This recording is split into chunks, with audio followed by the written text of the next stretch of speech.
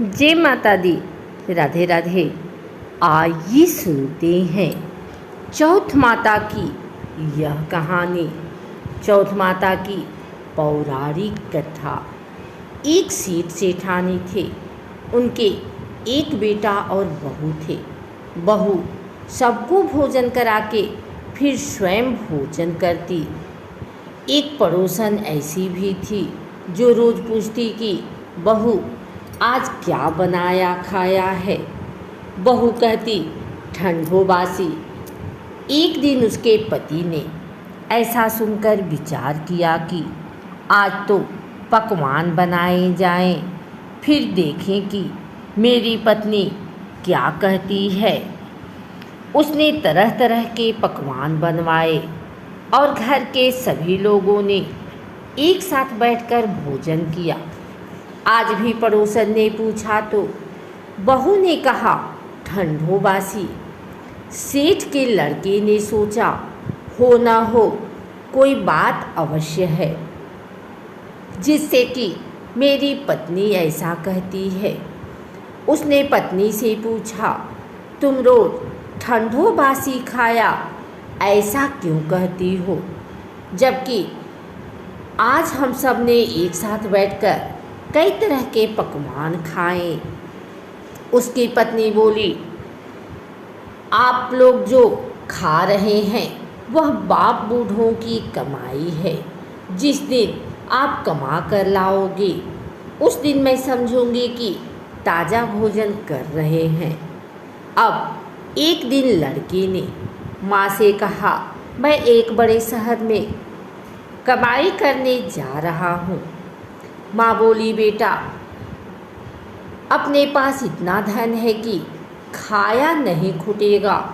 माँ के मना करने पर भी बेटे ने स्वयं कमाने का दृढ़ निश्चय कर लिया और जाते समय पत्नी से कहा मैं जब तक कमाकर बहुत सा धन लेकर ना आऊँ तुम चूल्हे की आग मत बुझने देना।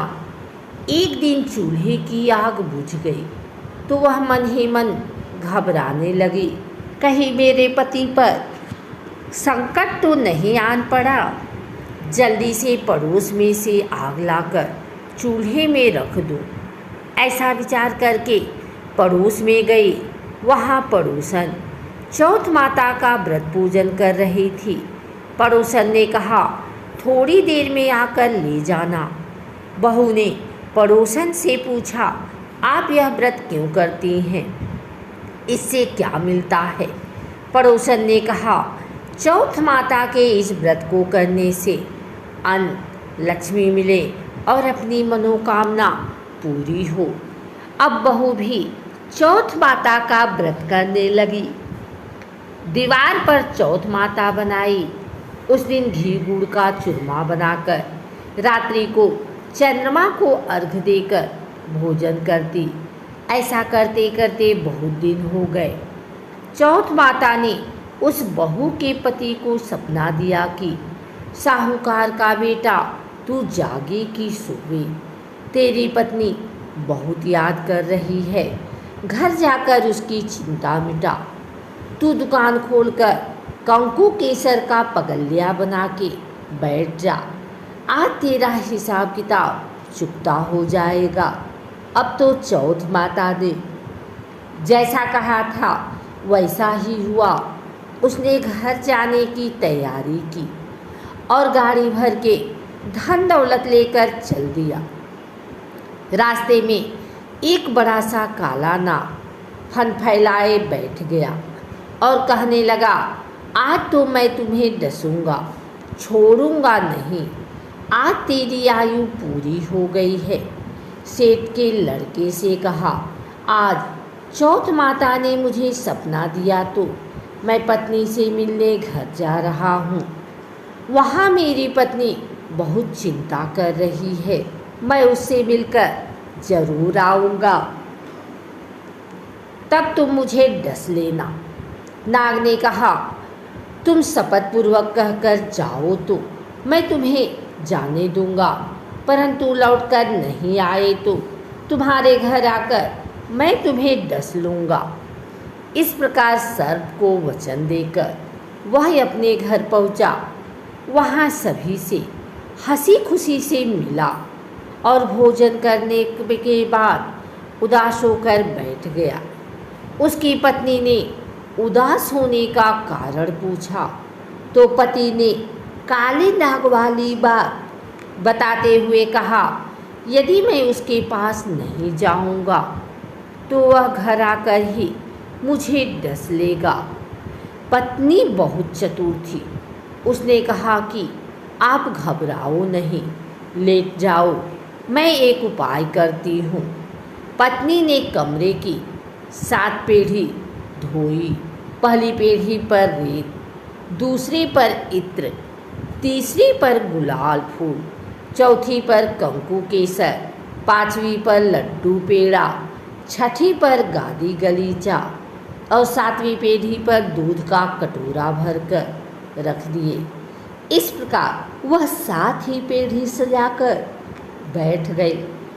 आधी रात होते ही नाग आकर पीढ़ी चढ़ने लगा। पहली पीढ़ी पर रेत में लौट गया और कहने लगा कि सेठ की बहू ने आराम तो बहुत दिया, पर वचनों से बदकर आया हूँ सो डसूंगा अवश्य ही। इसी प्रकार 7 पीढ़ियों पर नाग आराम करता हुआ और कहता हुआ कि डसूंगा जरूर। कमरे में जाने ही वाला था कि चौथ माता ने विचार किया कि मैं इसे नहीं बचाऊंगी तो संसार में धर्म कर्म और व्रत पूजन को कौन मानेगा। अब तो गणेश जी, चंद्रमा जी और चौथ माता ने उसे बचाने का विचार किया। चंद्रमा जी ने उजाला किया, चौथ माता ढाल बनी और गणेश जी ने तलवार लेकर नाग को मार दिया और ढाल से ढक दिया। अब बहू भी थकी हारी सो गई। दिन उगा तो लोग बेटे से मिलने आए, परंतु बेटा बहू तो उठे ही नहीं थे। बहुत देर हो गई तो माँ उन्हें उठाने गई। माँ ने 7 पीढ़ियों पर जो कुछ देखा तो बहुत घबराई और बेटा बहू को आवाज़ लगाई। बेटा बहू उठे तो देखा कि एक ढाल तलवार वहाँ पड़ी है। अब ढाल उठाई तो वही काला नाग मरा हुआ पड़ा है।